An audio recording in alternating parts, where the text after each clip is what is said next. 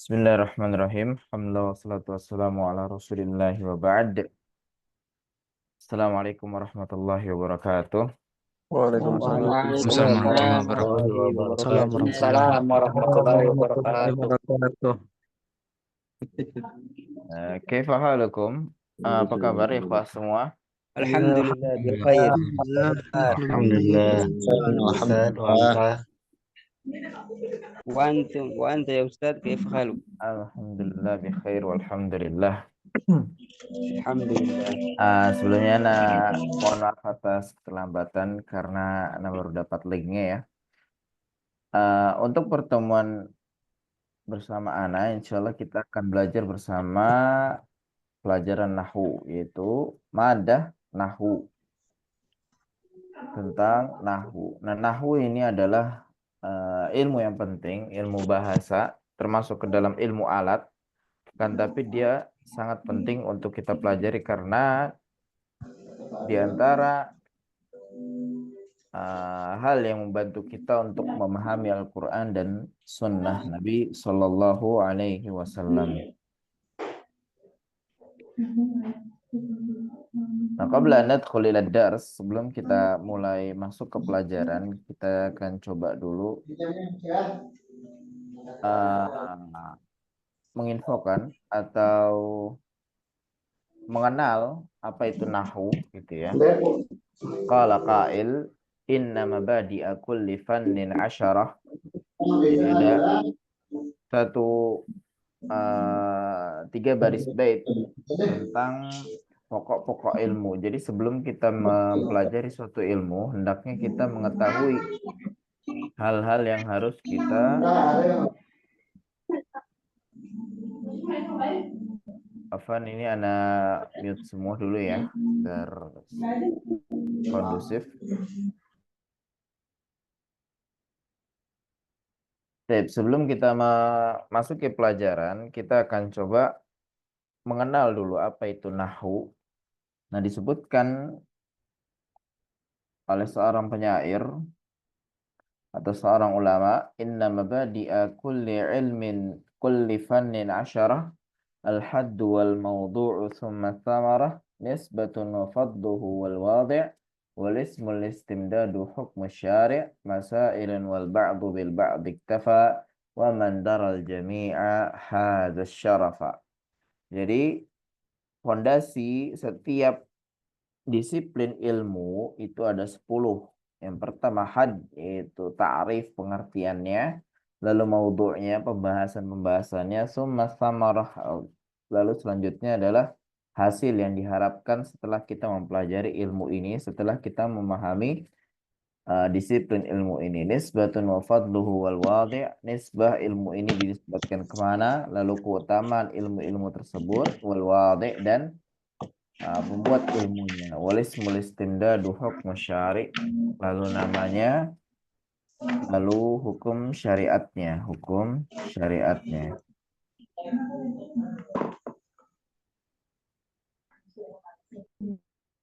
Lalu yang terakhir, masalah yang akan terjadi atau pembahasan yang akan dibahas di ilmu nahwu. Kan tapi untuk mempersingkat waktu, kita hanya mempelajari pengertiannya, pembahasannya, dan hasil yang diharapkan setelah kita mempelajari ilmu ini. Jadi apa itu ilmu nahwu? Ilmu nahwu secara bahasa itu ada banyak. Ada yang artinya sekitar, ada yang artinya arah, ada yang artinya jarak. Nah, kan tapi kita langsung fokus ke nahwu secara istilah. Nahwu secara istilah itu adalah ilmun yu'rafu bihi aqsamul kalimah wa alamatu kulli qismin minha wa i'rabuha. Jadi suatu ilmu, satu disiplin ilmu yang dengan ilmu tersebut kita mengenal jenis-jenis kalimat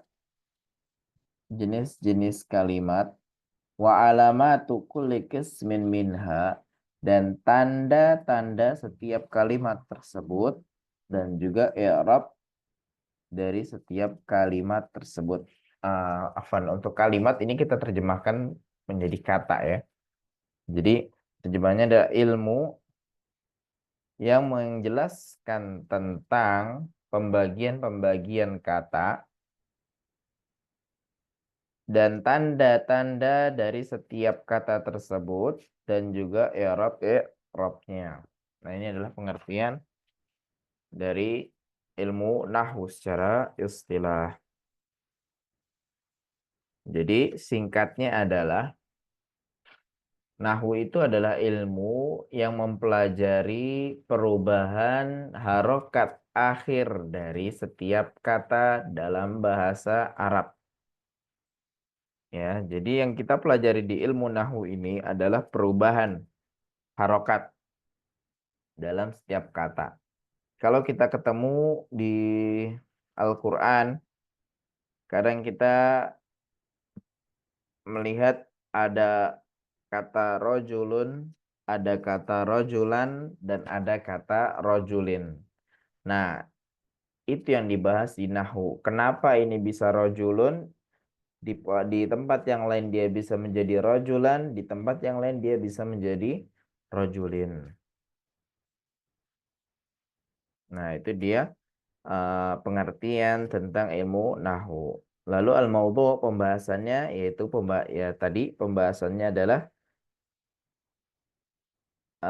materi-materi sekitar perubahan harokat akhir suatu kata dalam bahasa Arab.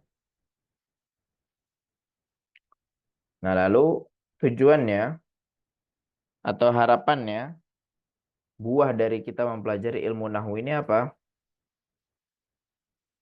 Yang pertama adalah fahmul Qur'anil Karim, jelas. Yang pertama adalah kita memahami Al-Qur'anul Karim. Nanti akan kita coba berikan beberapa kasus ketika kita tidak paham bahasa Arab gitu ya. Walaupun di dalam Al-Qur'an sudah ada terjemahan ini ya, tapi rasanya bakal beda ketika kita paham bahasa Arab daripada kita membaca terjemahan. Tetap ada beda apa namanya secara rasa itu beda. Yang pertama fahmul Qur'anil Karim, yang kedua fahmul hadisin nabawi, yang kedua memahami hadis-hadis Nabi dengan pemahaman yang benar. Lalu yang ketiga adalah saunul lisani anil lahni, menjaga lisan dari mengucapkan kesalahan, ya dari kesalahan pengucapan.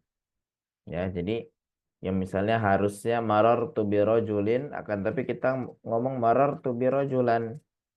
Nah, ini dengan mempelajari ilmu nahwu ini harapannya lisan kita lebih terjaga, lisan kita lebih apa bahasanya ya?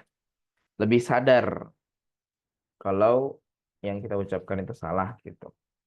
Lalu yang terakhir saunul yad anil khata' fil kitabah, menjaga tangan dari kesalahan dalam menulis.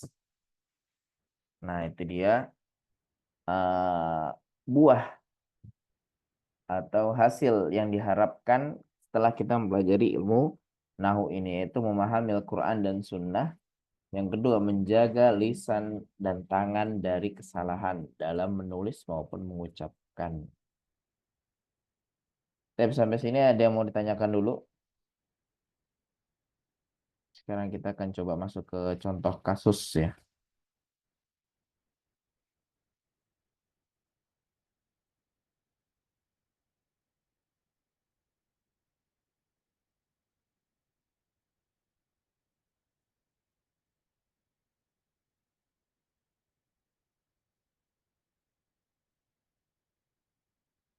Baik. Kalau nggak ada, kita coba masuk ke kasus. Oh, ini ada di... Oh, no. Kita akan coba masuk ke contoh kasus. Nah, dari kasus ini, kita bakal paham pentingnya pentingnya menjaga atau pentingnya belajar ilmu Nahu.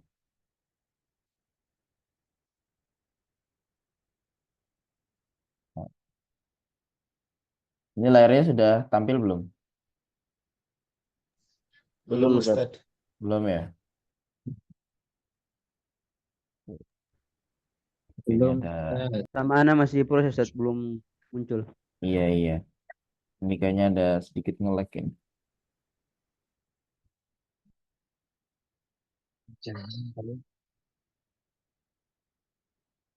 Kemarin juga seperti ini Ustaz.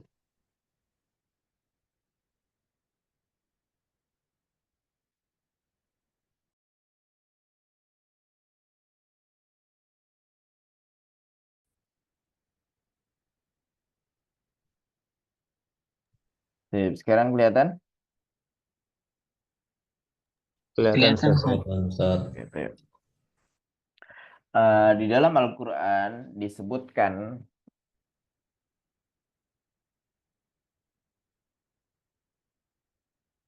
hmm, kok ini nggak mau ngetik ya sebentar. Kayaknya berat ini.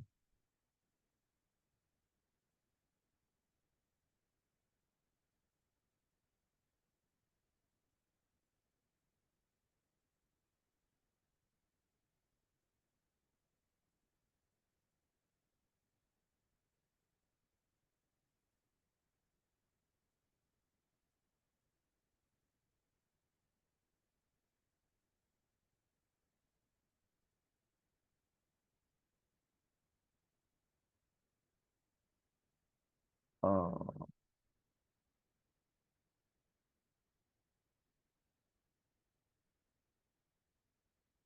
sebentar. Ada sedikit problem. Tip. Wa kallamallahu Musa taklima. Di ayat disebutkan wa kallama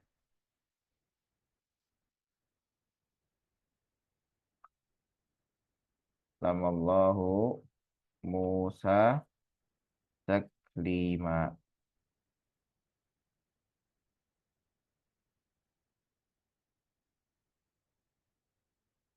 Wa kallamallahu Musa taklima. Nah, ini adalah bunyi dari ayat Al-Quran. Nah, sekarang begini. Kalau secara arti, secara terjemahan, wa kallamallahu Musa taklima.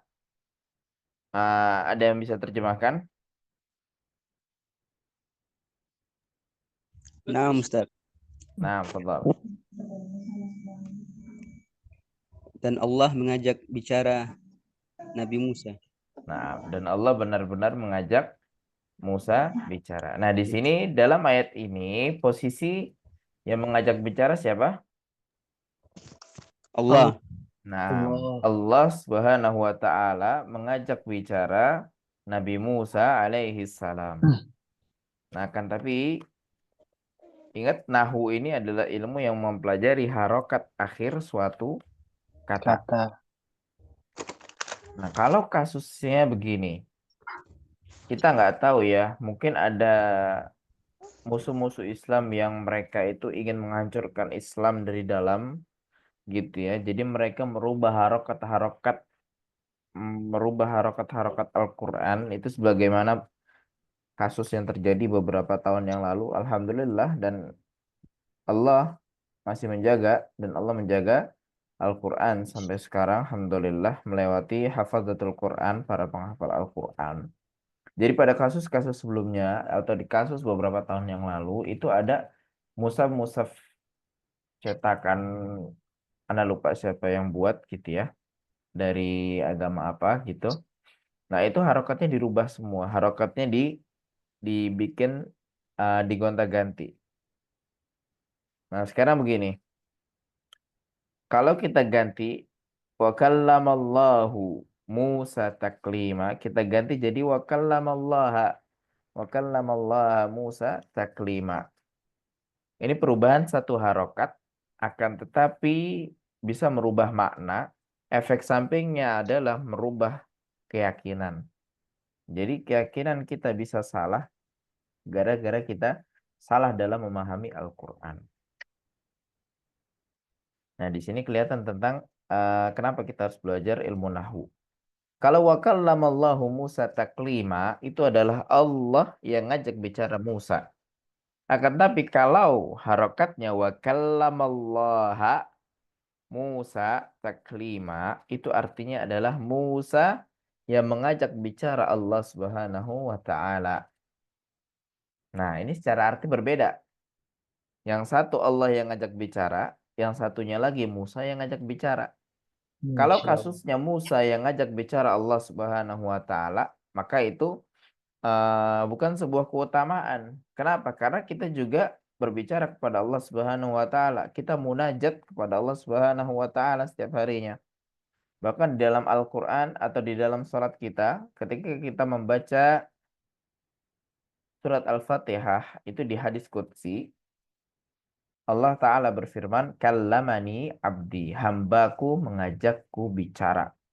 Ya, jadi ketika Musa yang ngajak bicara Allah Subhanahu wa taala, maka itu tidak ada fadl, tidak ada keutamaan antara Nabi Musa dengan yang lainnya dari poin ini, dari poin bicara.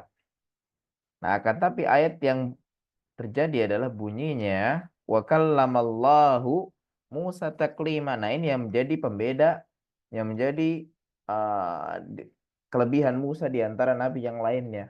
Wa kallamallahu Musa taklima. Allah yang ngajak bicara Nabi Musa alaihi salam. Makanya Musa dijuluki dengan kalimullah. Nabi Musa diberi gelar kalimullah. Jadi hamba yang diajak bicara oleh Allah Subhanahu wa taala. Nah, ini kasus yang pertama. Dari sini paham? Ada yang belum difahami? Allah paham, Ustaz. Yang lainnya paham? Afan, Ustaz. Naam. Untuk Musanya berarti kedudukannya sama saja dengan di atas ya, Ustaz. Oh, beda. Kalau yang di atas, ya ini jadi jauh, ini terlalu jauh nanti. Intinya gini, kalau yang di atas, Musa sebagai maf'ul, Musa sebagai objek. Nah, kalau yang di bawah, Musa sebagai subjek. Nah, kenapa sama? Ya, karena itu nanti kita bahas di pertemuan-pertemuan yang akan datang, insya Allah. Baik, Ustaz. Jazakallah, Ustaz. Nah, wa iyyakum. Nah, ini contoh yang pertama. Jadi dari sini aja sudah kelihatan kalau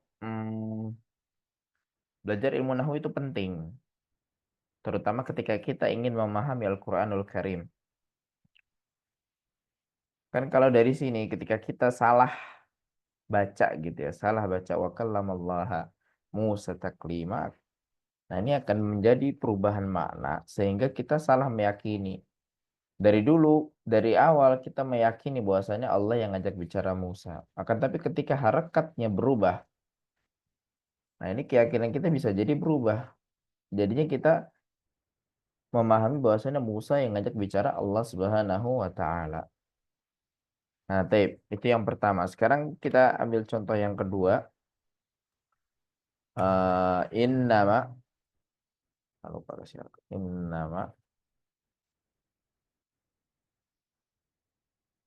yakhsha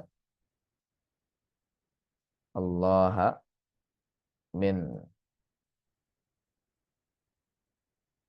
ibadihi al-ulama.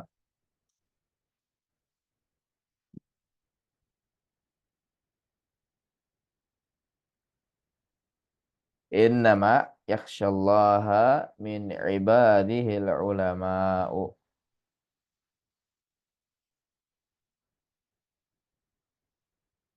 Nah, ini kita kasih dua garis atau dua warna berbeda. Nah, di sini innama yakhshallaha min ibadihi al-ulama. Ada yang bisa terjemahkan? Naam, ana Ustaz. Nah, fadhal. Sesungguhnya di antara hamba-hamba Allah yang takut kepadanya hanyalah para ulama. Nah, sungguhnya di antara hamba-hamba Allah yang takut kepadanya adalah para ulama. Oh, tulisan. Nah, coba kita perbesar.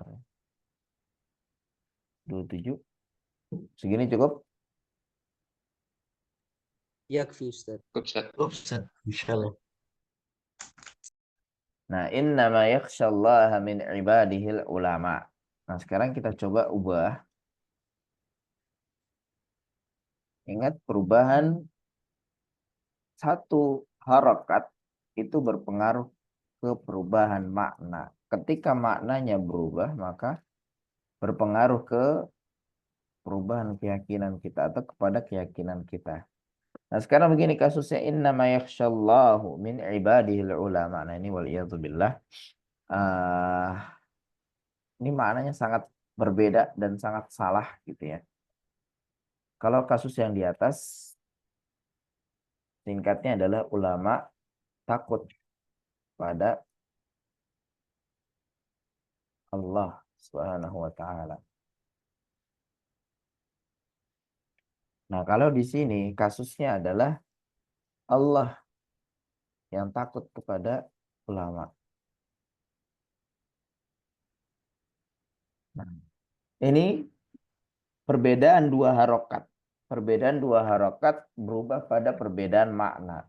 Nah, perbedaan makna itu berubah atau mempengaruhi keyakinan kita dalam memahami Al-Quran. Teksnya, teks ayat menyebutkan innama yakhsyallaha min ibadihil ulama. Yang takut kepada Allah di antara hamba-hambanya adalah para ulama. Nah, tapi kasus di sini adalah kalau harokatnya berubah, innama yakhsyallahu min ibadihil ulama'a, maka kasusnya sesungguhnya yang Allah takuti dari hamba-hambanya adalah ulama. Nah, ini terjemahan yang salah. Terjemahan yang sangat salah dan ini terjemahan yang fatal. Ya, kesalahan dalam menerjemahkan berefek pada kesalahan dalam meyakini. Nah, ini dua contoh yang menunjukkan pentingnya kita mempelajari ilmu nahwu. Ketika kita memutuskan untuk mendalami bahasa Arab, maka penting bagi kita untuk mempelajari ilmu nahwu. Karena berkaitan dengan memahami Al-Quran, memahami sunnah Nabi SAW. Belum lagi kalau kita diketemukan di dalam hadis-hadis gitu ya. Ditemukan di dalam hadis-hadis ada kasus qalali rojulun dan lain sebagainya. Nah, nanti di situ kalau kita nggak paham nahwu, maka kita nggak tahu yang ngomong siapa, yang diajak ngobrol siapa. Nah, itu penting sekali untuk memahami nahwu. Memahami nahwu untuk memahami konteks hadis yang ada. Terus sampai sini ada pertanyaan?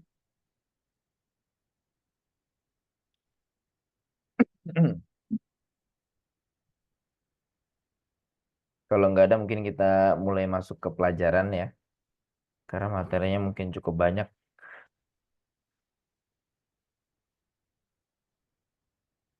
Wadih ya ikhwah. Wadah, واضح insyaallah. إن شاء الله Baik, تعالى. Ustaz. Dan nabda fi ad-dars. Akan tapi sebelumnya Ana sampaikan nahwu itu adalah ilmun mutasalsil, ilmu yang berkelanjutan. Maksudnya gimana? Ilmu yang berkelanjutan itu adalah ketika antum ingin memahami bab 2, maka antum harus memahami bab pertama. Ketika antum ingin memahami bab kelima, maka antum harus pahami bab 1 sampai 4. Nah, itu adalah nahwu. Jadi, ilmu dari bab awal itu berkaitan dengan apa yang akan dipelajari di bab-bab setelahnya. Jadi, Ana harapkan untuk nahwu ini antum banyak murojaah, banyak ulang, banyak mengulang, banyak latihan. Banyak mengulang, banyak latihan.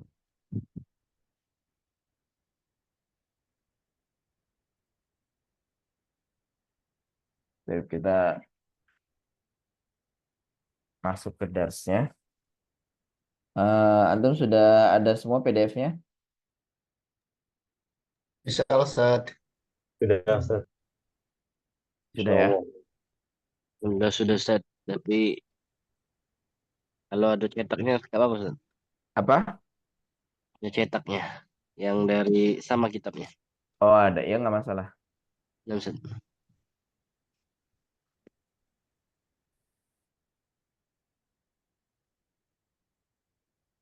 Nah, sekarang kita masuk ke bab pertama atau bagian pertama yaitu al-harf wal kalimah wal jumlah.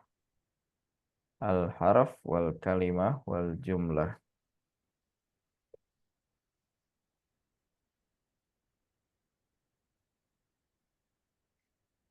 Kalau antum sudah ada kitabnya, mungkin kita lebih sering buka Google Doc aja ya.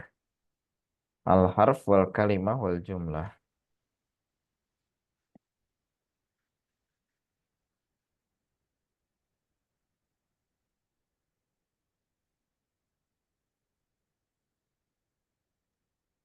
Nah, simpelnya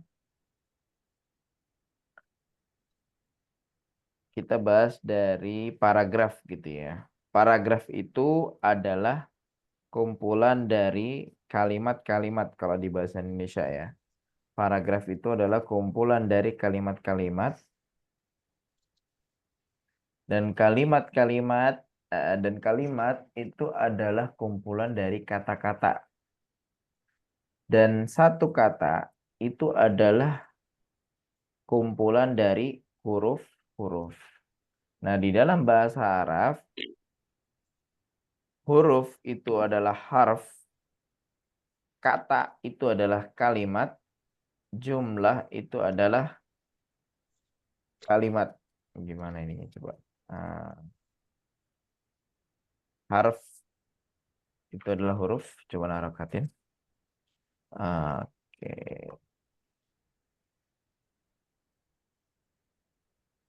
Al-harfu.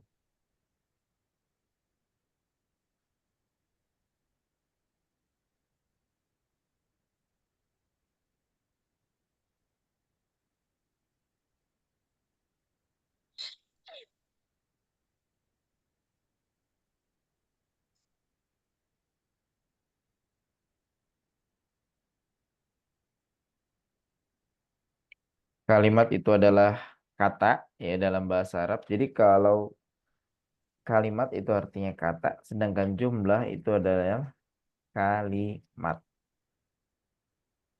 Jumlah itu adalah kalimat. Iya, ini kitab Muyasar. Al-jumlah. Ini untuk memahami dulu. Nah, jadi harf, ada huruf, ada kalimat, ada jumlah. Nah, sekarang kita masuk ke pengertian harf menurut Muyassar ini. Al-harfu huwa ma yatarakkabu minhul kalimah. Al-harfu huwa ma yatarakkabu minhul kalimah. Huruf adalah apa-apa yang menjadi susunan satu kata. Nah, ini seperti yang Anda bahas tadi. Jadi, huruf adalah apa-apa yang menjadi susunan satu kalimat atau satu kata. Ya, nah, untuk ngomongnya rada bingung ya. Ini mungkin kalau Anda ngomong bahasa Arab, Anda terjemahkan kalimat itu sebagai kata ya, bukan kalimat eh, bukan kalimat dalam bahasa Indonesia kan, tapi kalimat itu adalah kata. Kalimat itu adalah kata. Anda ngomongnya bahasanya kata gitu ya. Nah, sedangkan kalau Anda ngomong jumlah bahasa Arab itu Anda ngomongnya kalimat. Jadi kita pakai bahasa Indonesia dulu biar nggak bingung. Jadi huruf itu adalah apa-apa yang menjadi susunan terbentuknya suatu kata Apa-apa yang menjadi susunan terbentuknya suatu kata.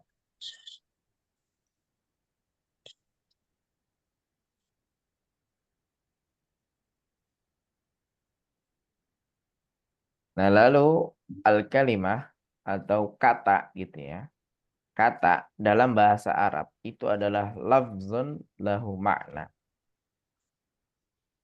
Kalimat itu adalah lafzun, kata itu adalah lafzun lahu makna. Satu lafaz yang memiliki makna, yang memiliki arti. Nah, contoh huruf apa? Ba, ya, ta, na, ha gitu ya. Nah, sedangkan contoh kata adalah madrasatun, daftarun, mirsamun. Nah, ini sama seperti bahasa Indonesia. Ada huruf, ada kata, ada kalimat. Jadi kumpulan huruf-huruf dinamakan kata. Kumpulan kata-kata dinamakan kalimat. Kumpulan kalimat-kalimat dinamakan paragraf. Kumpulan paragraf dinamakan halaman. Kumpulan halaman dinamakan apa? Kitab ya. Buku gitu.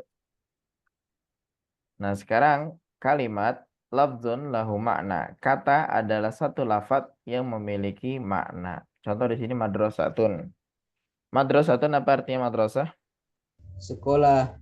Sekolah, na'am. Lalu daftarun, Buku tulis. Buku catatan. na'am. Daftarun buku tulis. Buku catatan, buku tulis sama. Mirsamun, apa artinya mirsamun? Pensil. Penghapus. Na'am. Mirsamun pensil. Bukan penghapus ya? Bukan.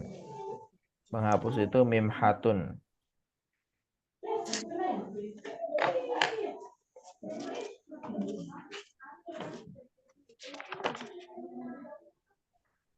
Ini kita ada 2 jam pelajaran, apa mau digas atau nanti ada istirahat dulu? Istirahat di akhir atau istirahat di pertengahan? Di akhir set. Di akhir berarti kita istirahat lebih cepat ya. Mohon. Nah, tep. Ya, akhir. Kasihan yang Indonesia Timur. Nah, Digas Ustaz. tep.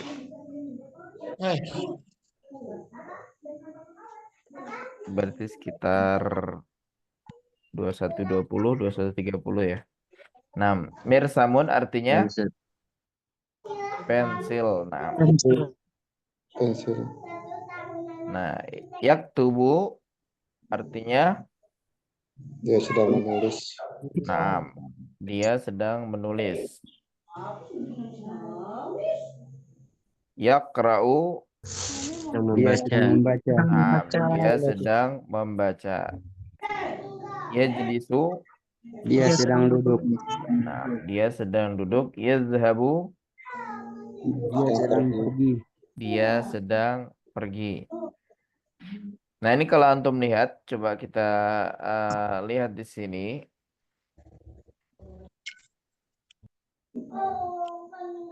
Misalnya contoh mirsamun di sini ya, mirsamun. Nah, ini adalah satu kata. Akan tapi dia terdiri dari kumpulan-kumpulan huruf. Ada mim, ada ra, ada sin, ada mim. Mirsamun. Nah, jadi kata adalah kumpulan dari huruf-huruf. Nah, di sini ada kumpulan huruf apa? Mim, ra, sa, dan mim dhammatain. Nah, lalu ada ala, bi, an, min, fi, ila. Ala artinya apa? Di atas. Di atas. Di atas. Nah, bi, Dengan. dengan. An, dari atau tentang. Dari atau tentang. Min, Dari. dari juga. Fi, Di atau di dalam. nah, di atau di dalam. ila, Oke. ke atau kepada.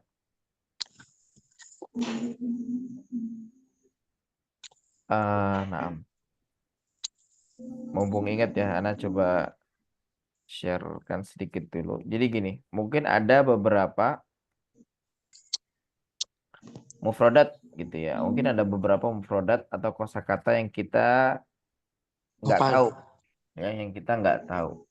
Maka solusinya adalah dengan buka kamus. Nah, kan tapi karena kita online, alhamdulillah kita dimudahkan dengan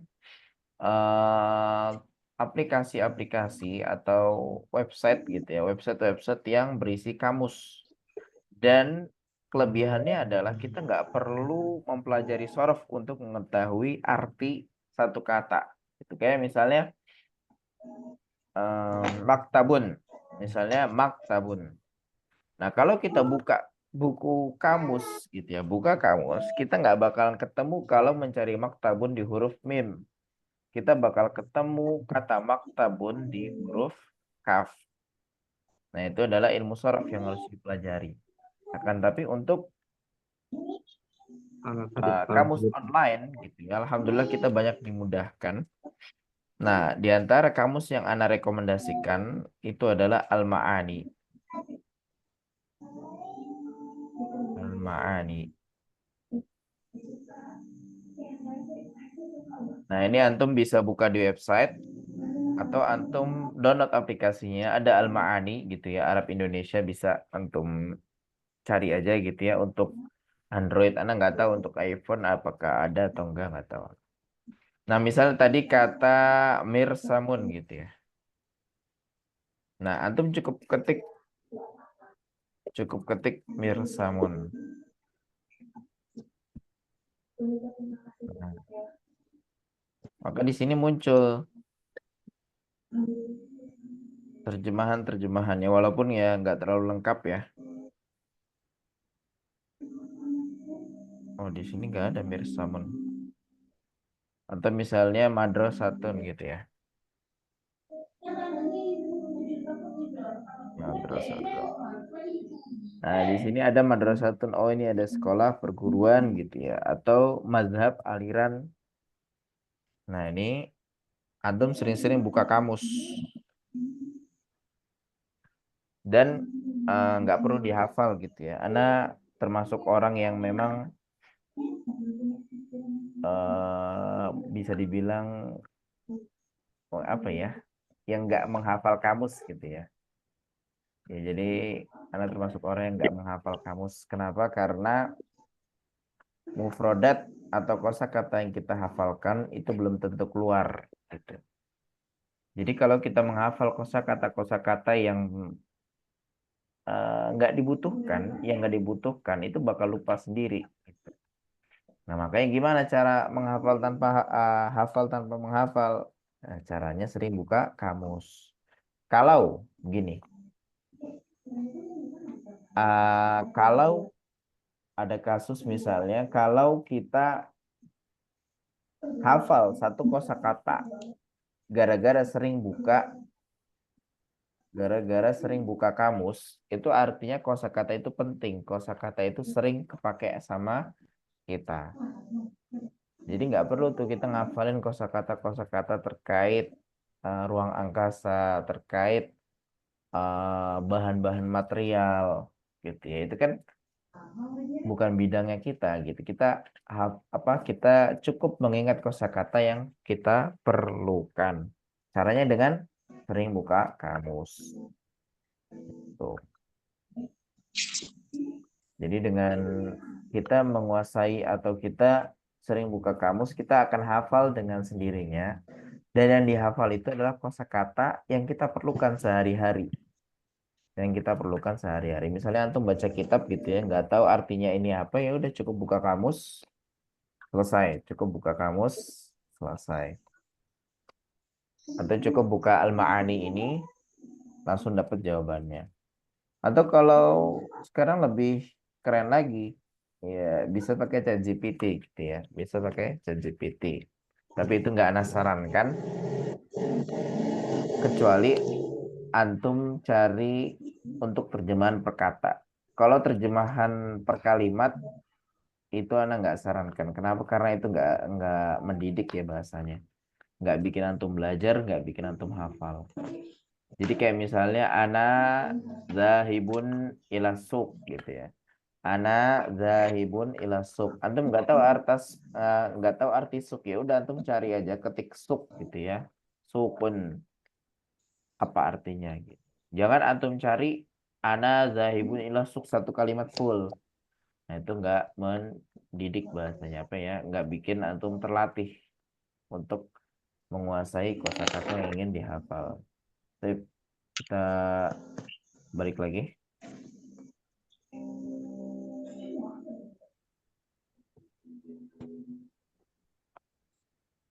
Nah, sekarang masuk ke jumlah mufidah.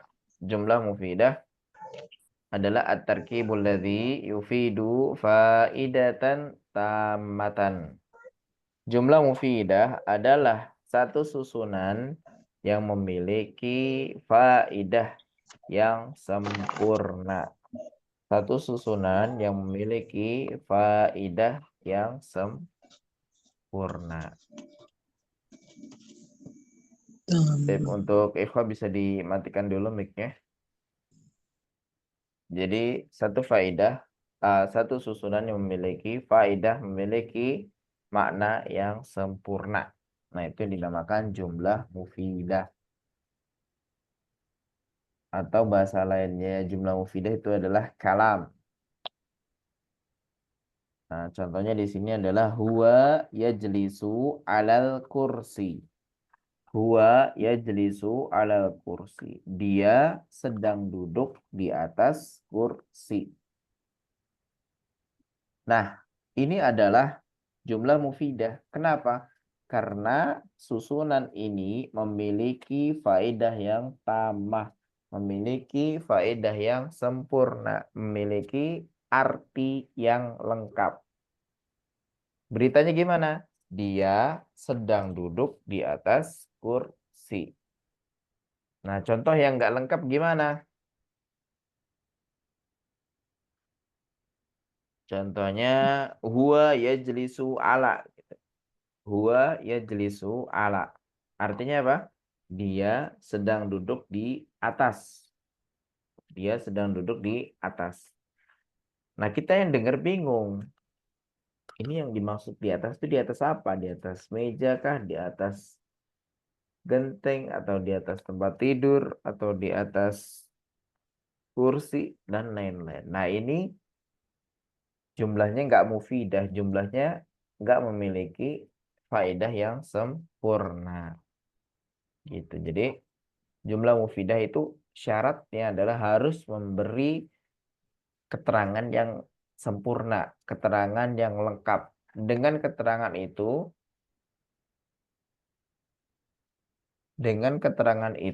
kita nggak bertanya-tanya lagi gitu, nggak bingung ini mau ngasih tahu apa sih? Nah, gitu.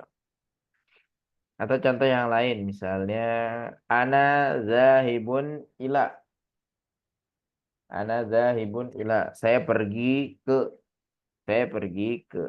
Nah, ketika antum dengar kalimat ini, antum bingung kan? Ini kayaknya kemana? Kita nggak paham. Nah, itu bukan jumlah mufidah.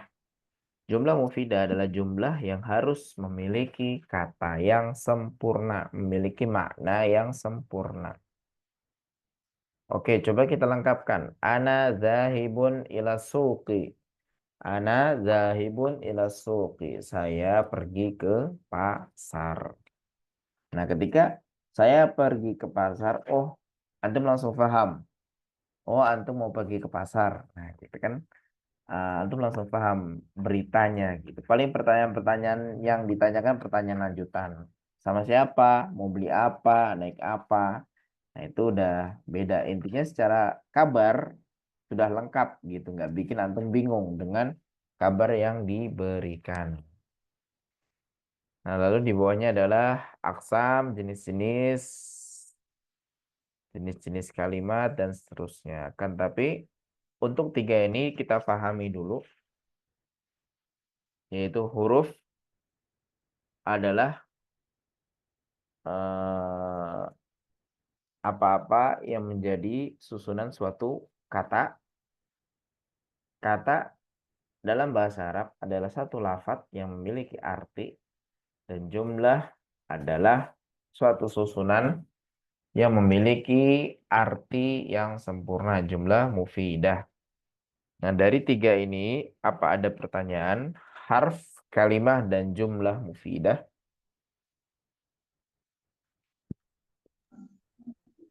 Nah, Ustaz, arti jumlah mufidah Ustaz, maksudnya kalimat yang sempurna ya. Betul, kalimat yang sempurna. Nah, Ustaz, syukran. Afwan. Ana Ustaz, Naam, fadal. dari kata mirsamun Ustaz. Ya, Itu pensil atau apa maknanya Ustaz? Pensil dari bentuk umumnya kah atau apa? oh, naam. Mirsam itu isim alat gitu ya, isim alat. Oke.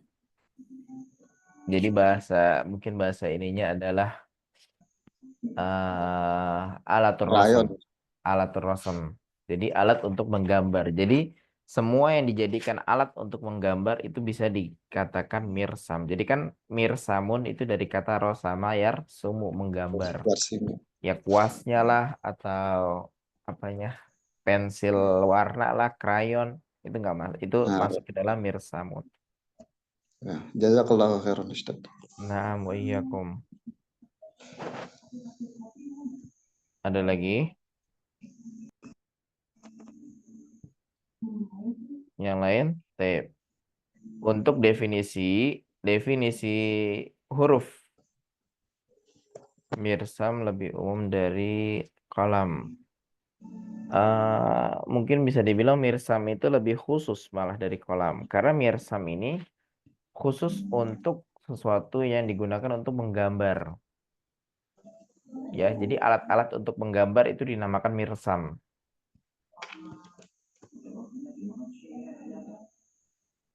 Nah, sedangkan kolam itu lebih umum lagi malah. Mau pulpen apa, mau apa namanya, spidol gitu. Spidol juga pakai bahasa Arabnya kolam. Walaupun ada kolam saburoh gitu orang bilang ya. Tapi antum bilang kolam itu juga mafhum, difahami. Nah, untuk definisi harf tadi ya, huruf itu adalah apa-apa yang menjadi, gimana ya terjemahan enaknya ya?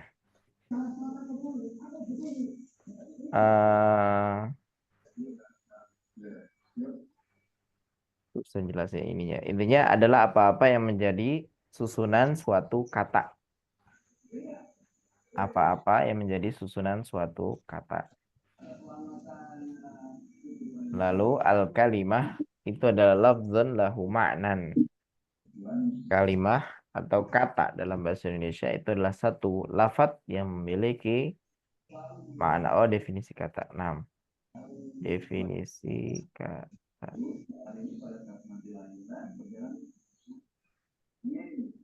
Definisi kata itu lafaz lahu makna. Satu lafaz yang memiliki makna, yang memiliki arti.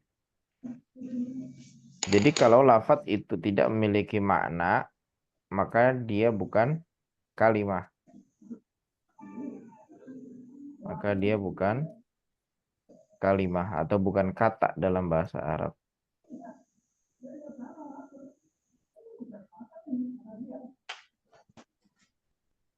Qalam rosos itu artinya pensil. Qalam rosasin itu artinya pensil. Oke, ada lagi yang lain? Ya, jadi kata atau kalimah itu adalah lafzun lahu makna. Satu lafaz yang memiliki arti. Kalau lafaz itu tidak memiliki arti, maka dia bukan kalimah. Bukan masuk ke dalam kata.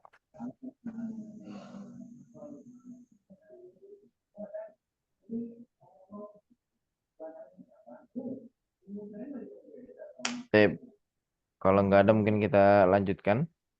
Ada lagi yang mau ditanyakan? Nah, fadhal. Tadi tentang contohnya Ustaz, contoh dari al-jumlatul mufidah.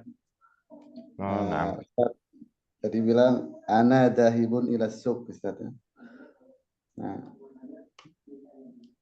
apa bedanya kalau kita pakai misal ana dahibun ila suq dengan ana adhabu ila suq Ustaz?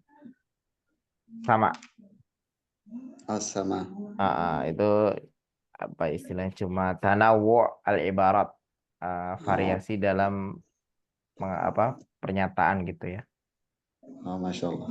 Barakallahu fiik Ustaz. Jazakallahu Iya, khair. Tanawu. tanawu al-ibarat. Definisi lafat ya. Lafat itu bukan bahasa Indonesia ya. Lafat itu adalah sesuatu yang diucapkan. Lafat itu adalah sesuatu yang diucapkan. Itu namanya lafat. Kayak misalnya lafat azan. Nah, apa yang diucap, bacaan azan. Itu tuh lafat. Tapi dari segi mana sama Ustaz ya? Apa nih? Dari segi Oh, mana yang yang tadi? tadi anazahibun itu. Dahib Iya, sama sama. azan. Sama-sama. Secara Iya, arti Ustaz. sama. Nah, definisi lafat, nggak tahu ya lafat itu apa ya. Ada yang bisa, ini lafat itu apa?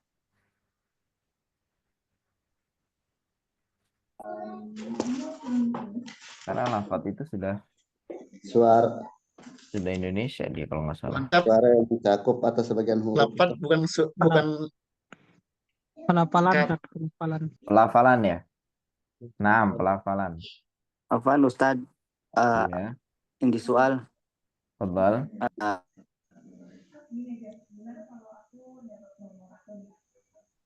Silakan.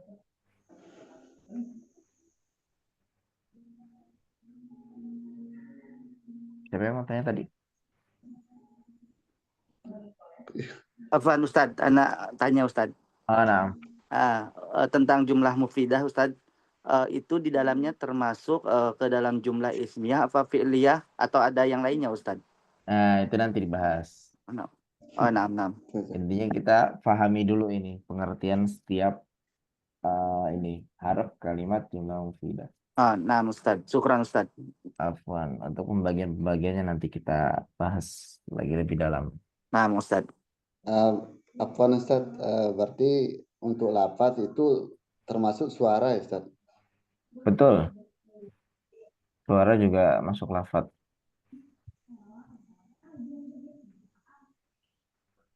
Tapi apa ya bahasa Indonesianya mungkin kalau antum bingung kalimat, intinya kalimat bahasa Arab itu artinya kata kalau di kita. Oh ya, lafaz. Intinya kata. Nah, sekarang kalau kata antum definisikan kata itu apa gitu. Al-kalimah. Enggak, Al-kalimah maksudnya itu definisi kata dalam bahasa Indonesia itu apa? Gitu. Kayak misalnya Frase mungkin Ustadz, frase. iya mungkin itulah ya. Karena nggak tahu deh ininya. al-kalimah. Jadi kalau antum bingung kalimah itu artinya apa? Artinya kata. Karena Arab ya kata itu udah bisa dipahami semua ya kata. Oh, Ustaz. Jadi ada lagi? Tufidu tadi apa? Tufidu. Yufidu itu iya nggak terjemahan mufradat ya. Jadi at-tarkibul ladzi yufidu faidatan tamah, susunan yang ini anak pakai terjemahan bebas ya, yang memiliki faidah yang sempurna, memiliki makna yang sempurna. Sebenarnya yufidu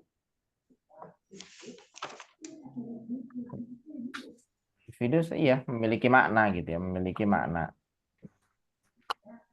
Yang komplit lah Ustaz. Iya betul. Yufidu itu artinya memberi ifadah, memberi faidah. Jumlah mufidah itu bahasa Arab atau bahasa Arab. Jumlah mufidah itu bahasa Arab. Bahasa Indonesianya adalah kalimat yang sempurna. Kalimat yang sempurna.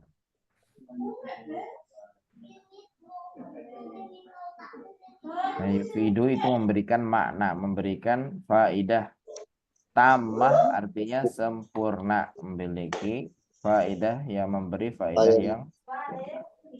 Nah, yang sempurna itu bahasa Arabnya tamatan. Yufidu Tamatan. tamatan. Suatu susunan yang memiliki faedah yang sempurna. At-tarkibul ladzi yufidu faidatan tamatan. Sip, ada lagi yang ditanyakan?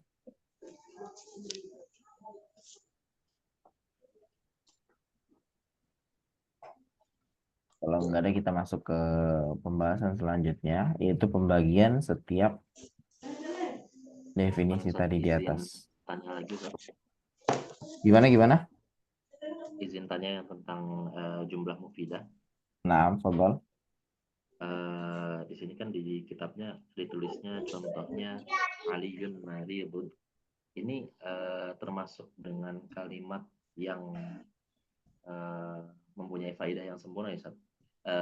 Apakah tidak seperti contoh-contoh yang di atas itu? Kalau ya contoh yang di atas kan jelas tuh ada alal kursi. Nah, kalau yang di bawah itu kenapa cuma ada marid? Dua kata. Marid. Ya, betul. Dan Ustad gitu. Ahmadun Ustad sama huwa waniyun gitu. Naam. Gak banyak gitu, Ustaz.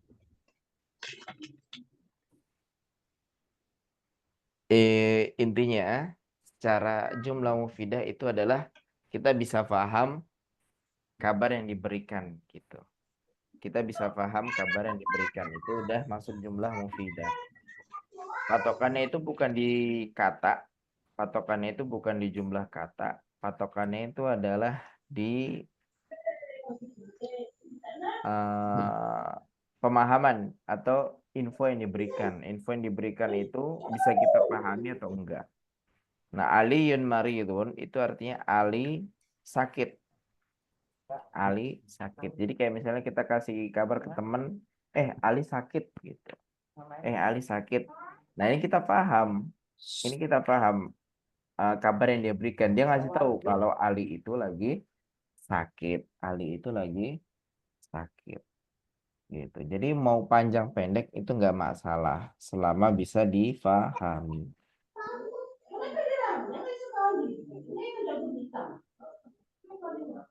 Gitu, mafhum? Oh, insyaallah. Nah, Syukran, Ustaz. afwan. Ustaz? Nam. Ya. Berarti apakah jumlah mufidah itu bisa satu kata seperti jalasa gitu, Ustaz? Bisa. Doroba gitu, Ustaz. Apakah jumlah mufidah itu bisa satu kata, Ustaz? Misal jalasa, doroba. Bisa kalau memang bisa difahami artinya gitu ya. Biasanya kalau dia satu kata itu biasanya dia menjawab suatu pertanyaan gitu ya. Contoh kayak kamu lagi ngapain gitu ya Ustadz ya? Iya. Nah, jadi kayak misalnya Aina Muhammad gitu ya. Aina Muhammad nama gitu ya. Aina Muhammad nama. Oh, dia tidur gitu. Dia sudah tidur gitu. Muhammad di mana? Dia sudah tidur. Oh, betul. Nah, intinya patokannya adalah itu. Mufidah bisa dipahami atau enggak.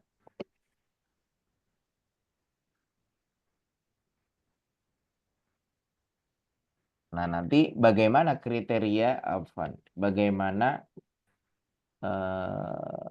jumlah itu dikatakan mufidah, apa saja rukun-rukun yang harus dilengkapi agar dia menjadi jumlah mufidah. Nah, itu nanti kita bahas di bab-bab selanjutnya insyaallah.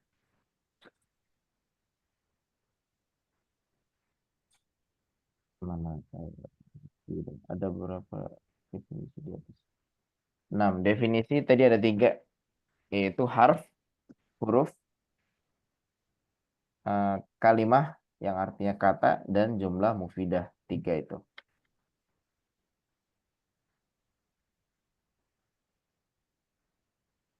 Harf itu huruf, ya. Mungkin huruf bisa difahami gitu ya. Intinya antum nggak mesti plek-plek dengan terjemahan di kitab gitu ya. Selama antum bisa paham harf itu artinya apa gitu ya. Harf itu artinya huruf, kalimah itu artinya kata, jumlah mufidah itu artinya kalimat yang disempurnakan atau kalimat yang sempurna. Itu sudah cukup insya Allah untuk lanjut ke materi selanjutnya.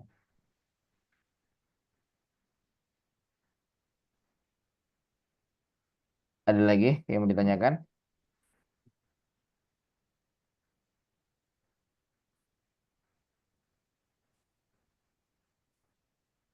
Kalau nggak ada kita lanjutkan. Oke. Baik. Nah, setelah kita paham apa itu huruf, apa itu kata, dan apa itu jumlah, apa itu kalimat, maka sekarang kita masuk ke pembagian-pembagiannya. Nah, sekarang kita masuk ke pembagian huruf. Huruf itu terbagi menjadi dua. Huruf terbagi menjadi dua. Yaitu adalah ada harfun mabani dan harfun ma'ani. Ya, huruf itu terbagi menjadi dua. Harfun mabani dan harfun ma'ani. Harfun mabani itu apa? Harfun mabani itu adalah harfun hijai. Huruf-huruf hijaiyah yang selama ini kita hafalkan. Abata saja ha sampai ya. Nah, itu adalah huruf hijaiyah. Nah, lalu bagian huruf yang kedua itu ada namanya harfun ma'ani. Ada harfun ma'ani, huruf makna, huruf yang memiliki arti. Huruf yang memiliki arti. Dan ini patokannya adalah bukan satu huruf gitu ya.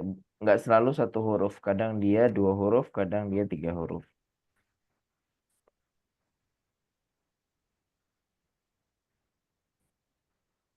Nah, harfun ma'ani adalah huruf-huruf yang memiliki makna. Seperti di sini wa. Wa artinya adalah dan. Au artinya atau. Summa artinya kemudian. Min artinya dari.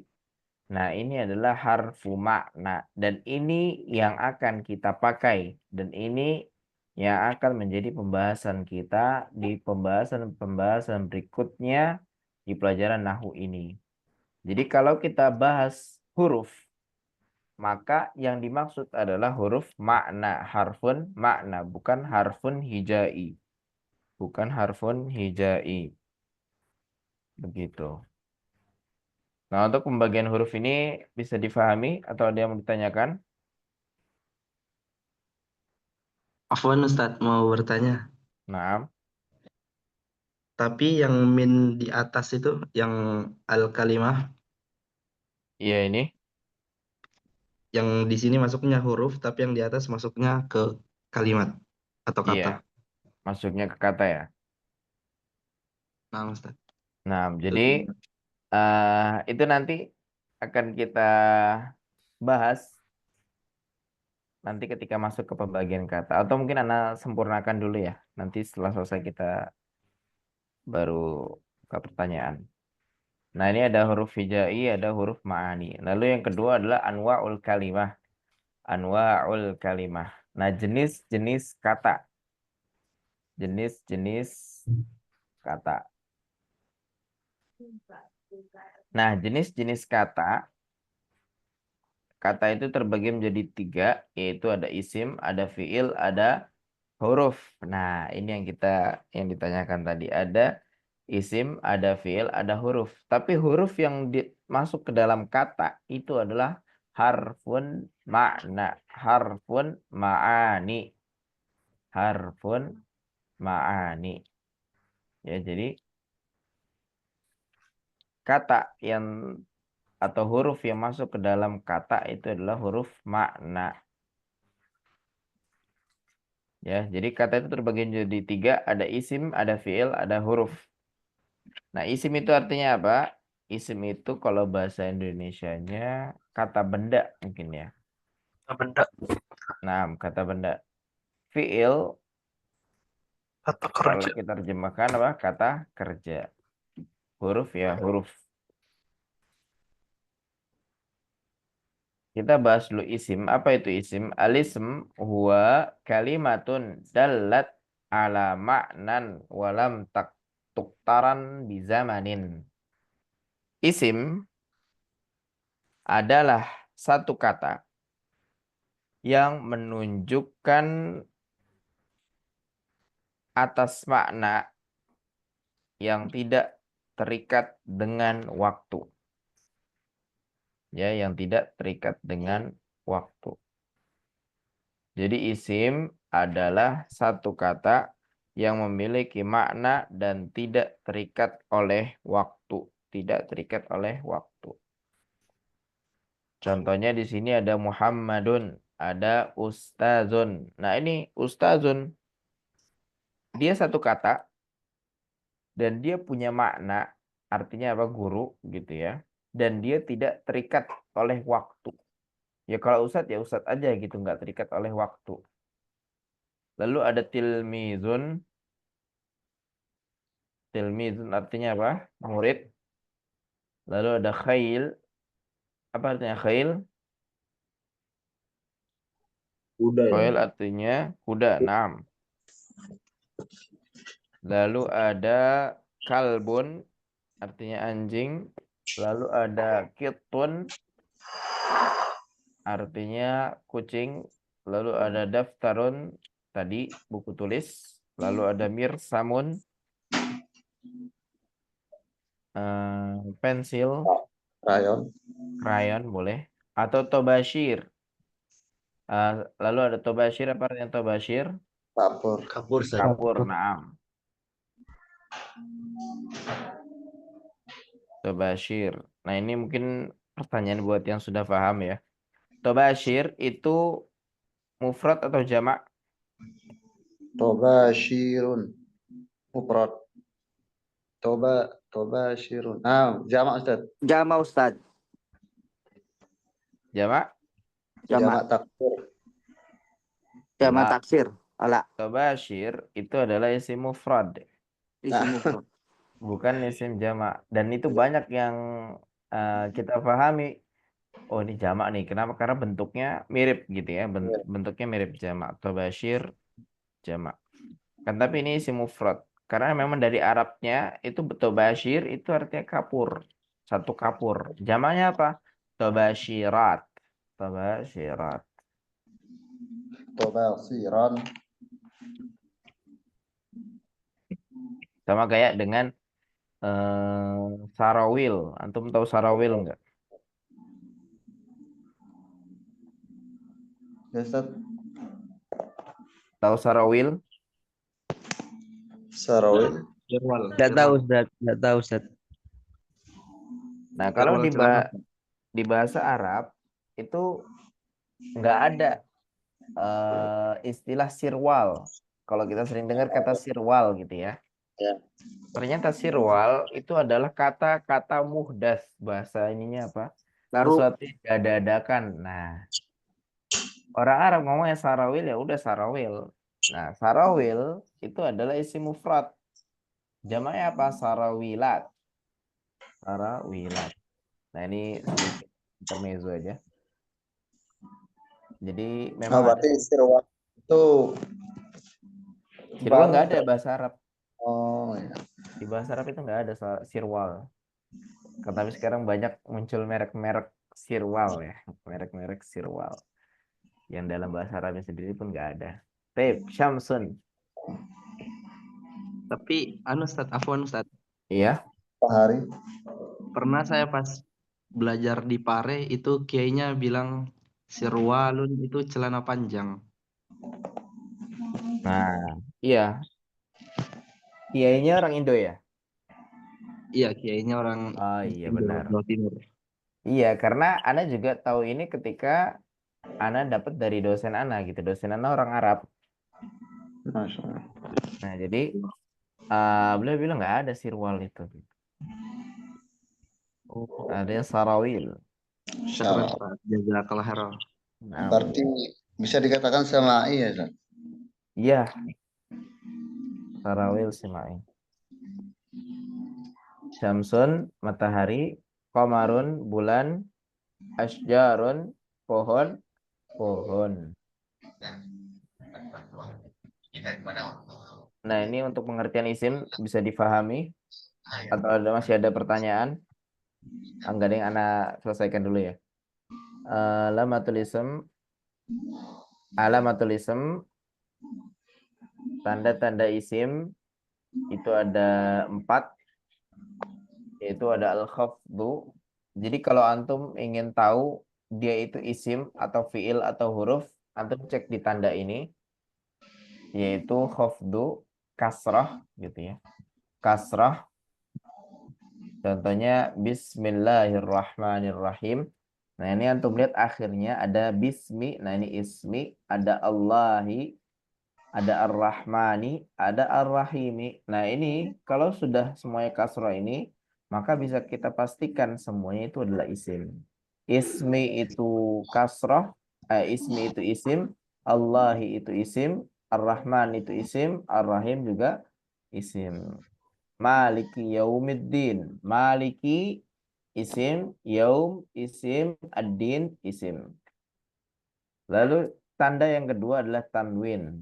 Isim bisa menerima tanwin, hanya isim yang bisa menerima tanwin. Contohnya rajulun, imra'atun, waladun, bintun. Kalau antum ketemu kata yang dia tanwin, misalnya di Al-Quran gitu ya, nah, maka langsung antum hukumi, oh dia masuk ke dalam isim. Lalu ada alif lam. Alif lam ada al-ustadzu, al-ustadzatu, at-talibu, at-talibatu. Nah, ini bisa antum cek alif lamnya di sini al nih ya. Al. Ada al di sini. Nah, ini kalau antum melihat ada alif lam di sini, berarti dia masuk ke dalam isim, bukan fiil, bukan huruf. Lalu yang terakhir huruful jar. Huruful jar ini adalah ketika kata ini didahului oleh huruf-huruf jar. Huruf-huruf jar, maka dia bisa dipastikan kalau dia itu isim. Contoh huruf jar di sini adalah min. Ya, huruf jar di sini adalah min. Nah, setelah kata min itu pasti adalah isim gitu.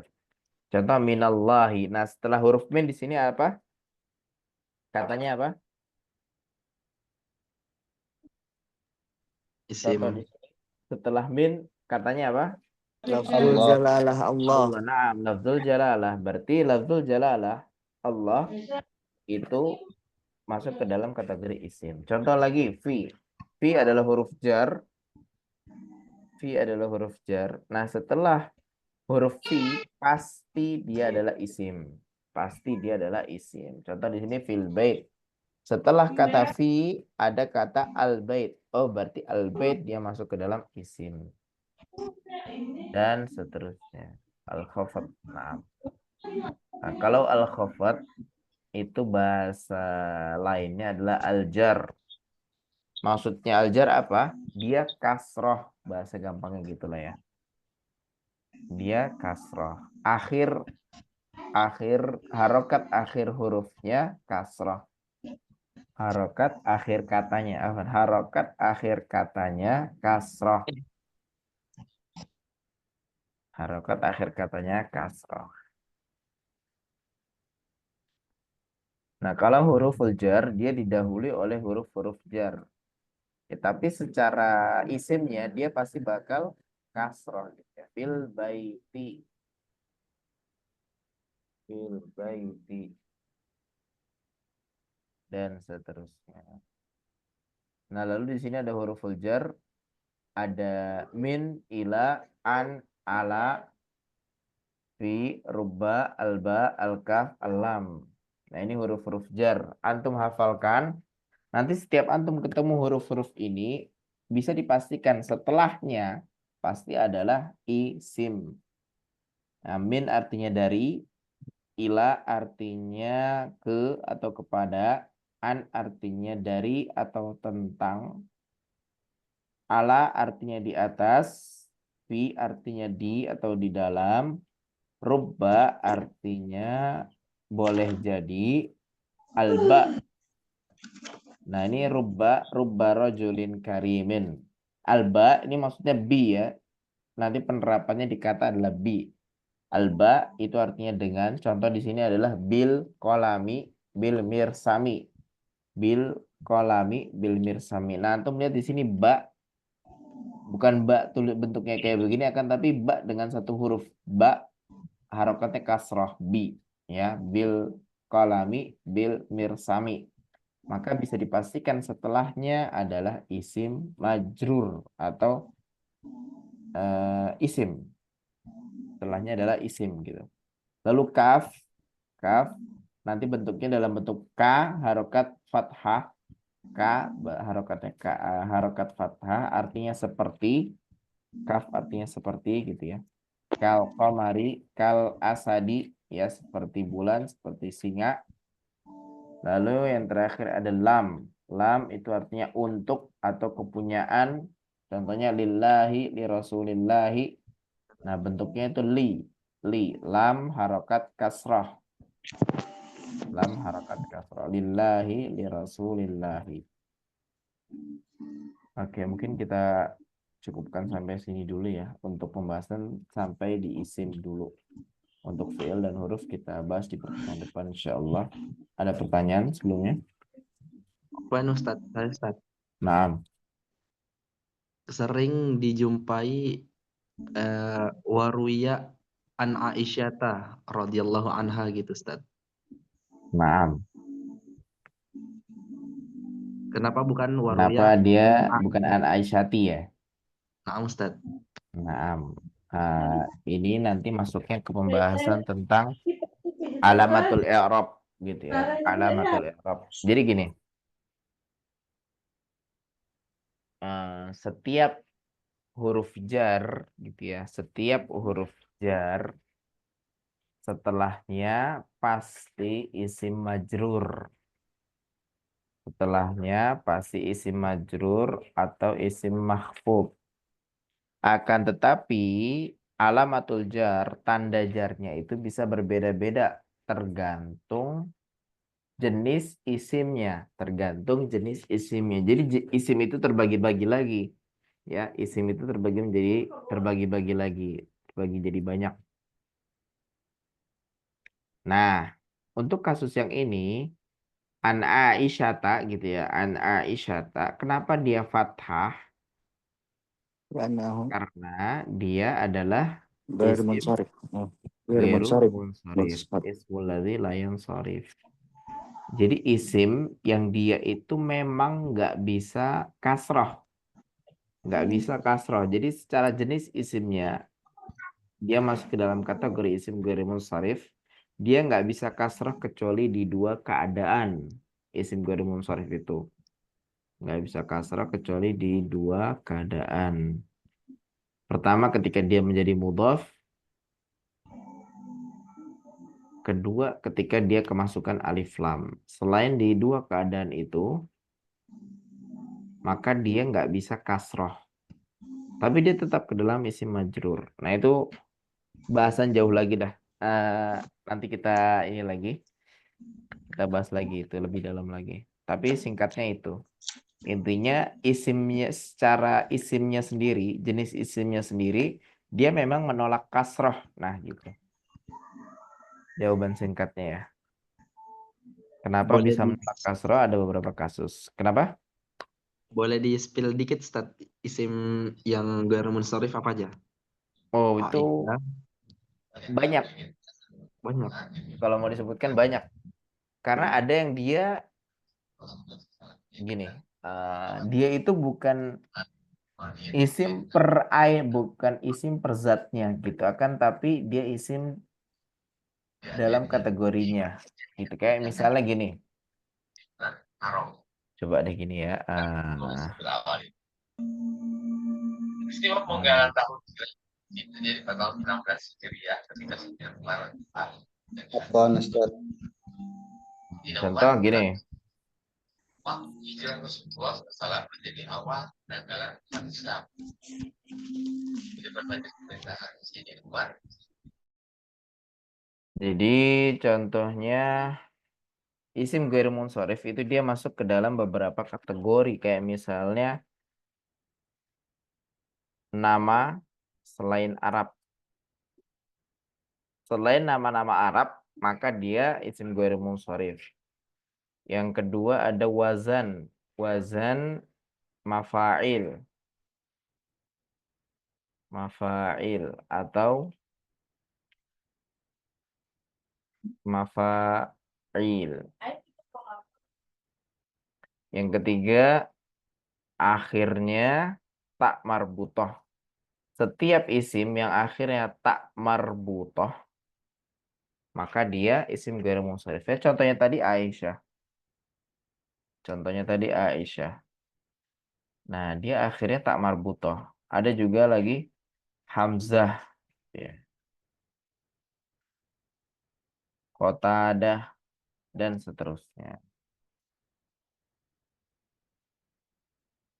Nah, ini Ustaz, tip. Mungkin itu ya. Ustaz, Karena banyak sebaiknya nanti aja Ustaz. 6.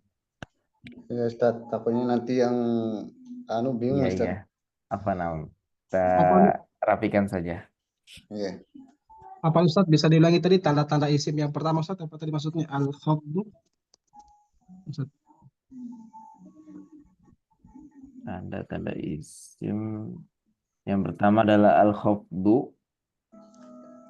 Nah, ini al-khafdu Anda terjemahkan dengan kasroh. Kenapa? Untuk memudahkan gitu ya.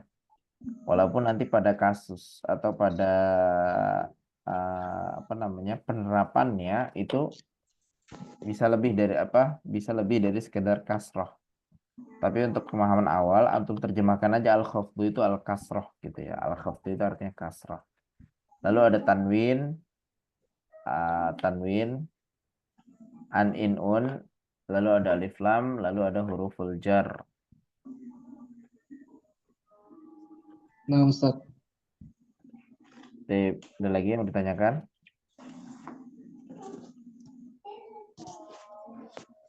Kalau tidak ada kita tutup.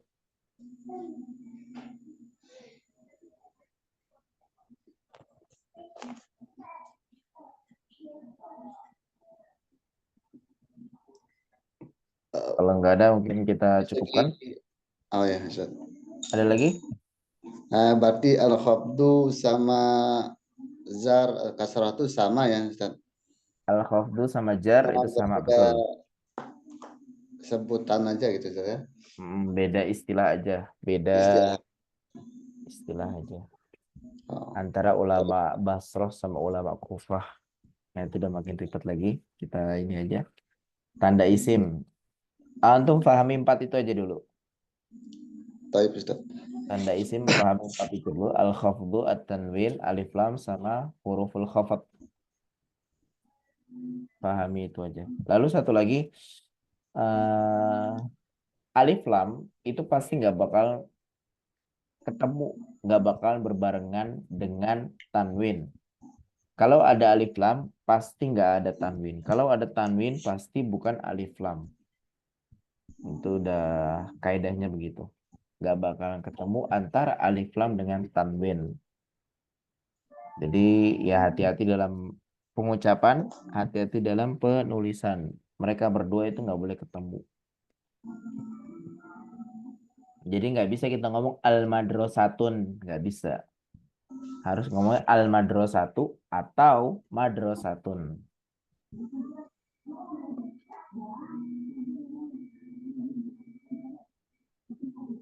Sip. Ada lagi yang mau ditanyakan?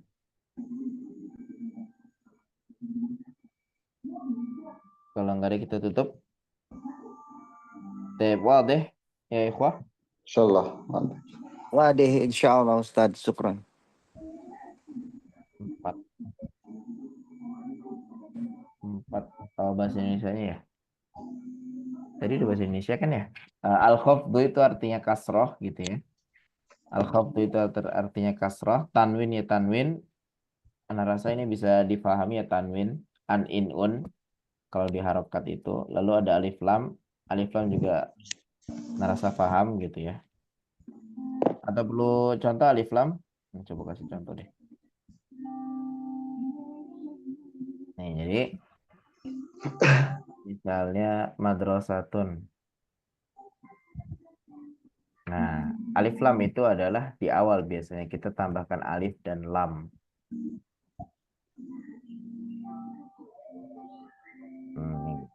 Nah, ini al-madrasatu. Nah, ini alif lam namanya. Lalu yang terakhir ada huruful khafat, huruful jar. Nah, itu antum hafalkan.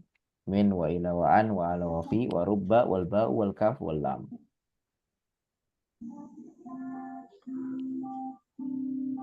Tip. Sudah? Cukup? Afwan, satu lagi Ustaz. Afwan. Fadal. Ini untuk kalau boleh Ustaz, untuk mukaddimahnya Ustaz, Bagaimana? dibacakan dan diterjemahkan Ustaz biar sempurna gitu rasanya. Kita Oh, belajar. mukadimah kitabnya. Oke, Ustaz. Nah, mungkin pertemuan depan ya. Kita terjemahkan, diingatkan saja. Ya Ustaz, baik. Jazakallahu khairan Ustaz. Iyakum. Pertemuan depan insya Allah kita terjemahkan ini.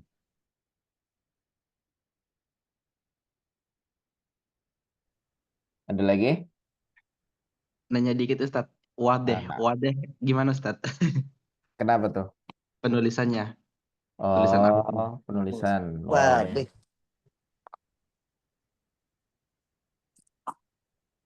Wadih.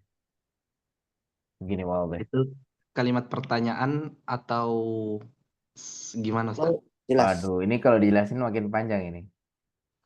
Ini pertanyaan. Kan tapi dia bisa difahami gitu. Kayak misalnya gini. Kalau kata sempurnanya itu halidarsu wadihun gitu ya. Halidarsu wadihun. Apakah pelajaran yang bisa difahami? Sebenarnya di Indonesia juga dipakai kayak begini. Tapi karena kita paham maksudnya apa gitu, kita cukup bilang wow deh gitu. Kayak misalnya gini, apakah antum paham pelajarannya? Sama juga kayak misalnya setelah Anda menjelaskan paham, nah gitu. Nah, Ustaz. Cara penggunaan bahasa Indonesia juga sama gitu. Paham gitu ya Ustaz? Nah, jazakallah khairan Ustaz. Nah, wa iyyakum. Ada lagi?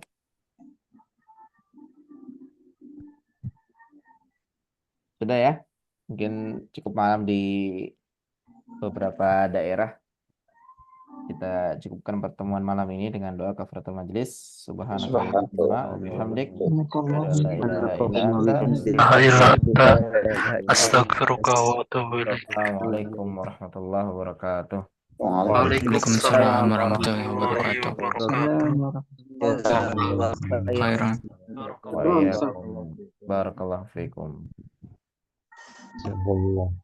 Jazakallah khair. Wa iyyakum.